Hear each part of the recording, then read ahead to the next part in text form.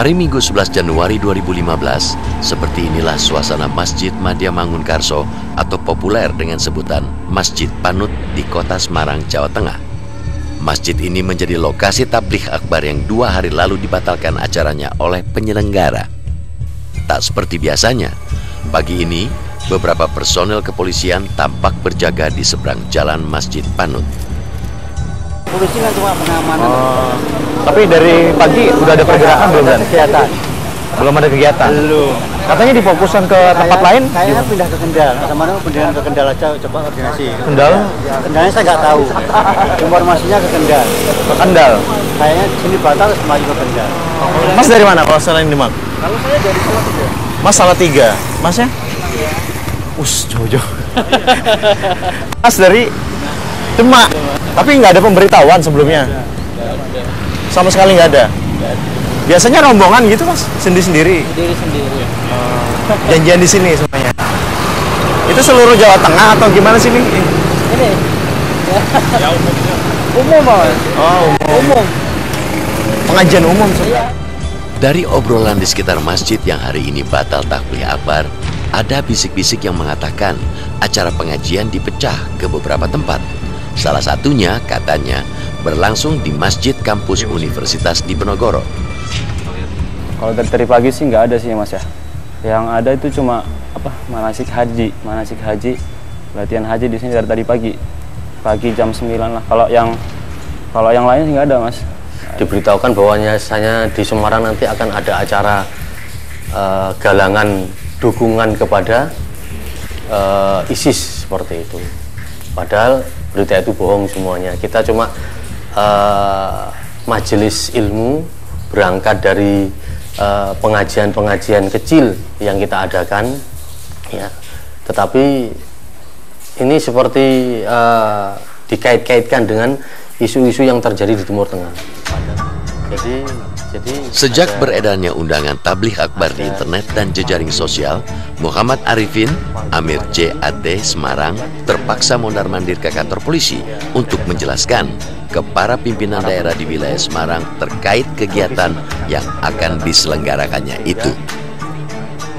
Kalau ini diselenggarakan kemudian dengan hawa yang seperti ini, saya takutnya nanti akan terjadi istilahnya perkelahian atau perselisihan antara panitia dengan pihak-pihak yang disebut di video Abu Jandal tersebut, katanya seperti itu. Kemudian sebagai pihak kepolisian kita akan menjaga itu supaya tidak terjadi keributan, ya, perkelahian antara kaum muslimin, katanya seperti itu. Sebab yang isunya yang mau mendatangi acara kita ini malah dulu dari pihak-pihak yang disebut dalam acara di video Abu Jandal itu. Ya, kami sampaikan hasil pertemuan kami dengan eksternal tadi, ya. Kemudian dari pertemuan itu, ya, mempertimbangkan mudarat dan manfaatnya, pihak penyelenggara membatalkan. Jadi bukan pihak kami membatalkan, pihak penyelenggara membatalkan yang kegiatan pertemuan kepolisian dengan diantaranya itu, diantaranya ya, karena banyak menolak gitu ya, masyarakat menolak ya. Kami mengakomodir informasi-informasi yang kami terima, dan kami juga punya dasar hukum untuk melakukan pencegahan dan tindakan. Tentu saja Pak Polisi tak mengizinkan acara tabligh akbar itu. Bisa jadi inilah langkah pencegahan yang sudah diatur pimpinan di Jakarta. Faktanya, 2 hari berturut-turut polisi menangkapi terduga teroris di Indonesia Timur.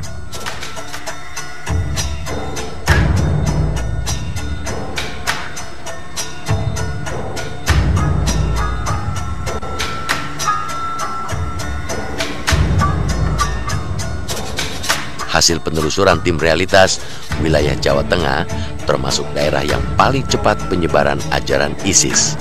Berbagai upaya pencegahan pun sudah lama dilakukan di daerah ini.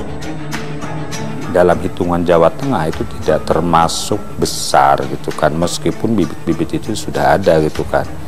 Mijen misalnya di sana itu ada sebuah pesantren di Mijen itu ada sebuah pesantren cabang dari Ngeruki misalnya gitu kan.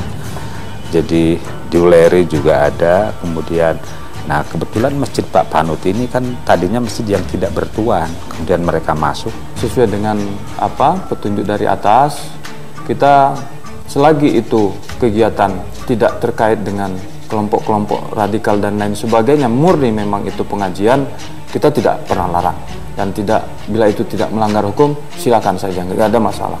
Namun kalau sudah ada keterikatan dengan itu atau ada keinginan-keinginan untuk melakukan penggalangan dalam rangka pembentukan kelompok-kelompok yang menyimpang dari pemerintahan atau hukum, jelas kita akan tindak tegas dan kita lakukan bersama-sama dengan teman-teman Polri. Kalau kita lihat di sini yang akan berbicara Ustadz Fauzan Al-Mubarok ini kan tangan kanannya Ustadz Abu Bakar Ba'asyir gitu kan, dan dari Solo, dari Sukoharjo ini, dari Ngeruki gitu kan, kemudian ini dari Ustadz Heru Anam ini juga dari mana, Purwakarta, Subang, yang juga kelompok-kelompok jihadis gitu kan.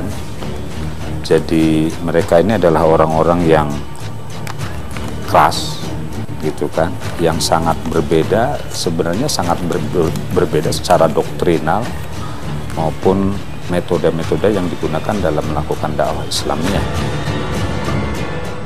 Meski aparat keamanan tidak merekomendasikan acara pengajian besar itu digelar, namun penyelenggara pengajian tetap mengupayakan izin lagi untuk waktu yang lain.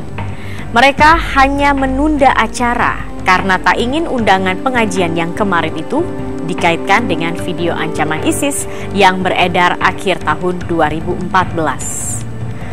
Seperti apakah sebenarnya bentuk pengajian yang dimaksud? Realitas segera kembali.